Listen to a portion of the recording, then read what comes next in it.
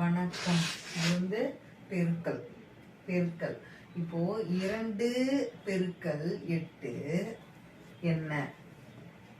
8 பெருக்கல் 2 என்ன? அப்போ பொதுவா வந்து உங்களுக்கு இரண்டாம் வாய்ப்பாடு தெரியணும். சரியா? 1 பெருக்கல் 2 2.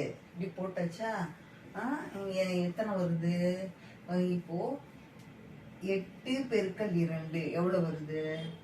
8.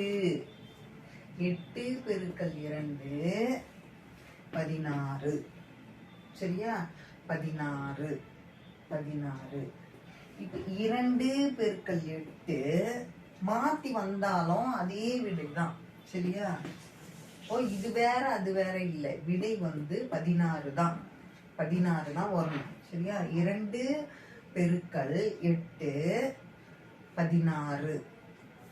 8 பெருக்கல் 2 16. இதுதான் வரணும். சரியா? ஒரே விடை தான். இதுதான் சரி.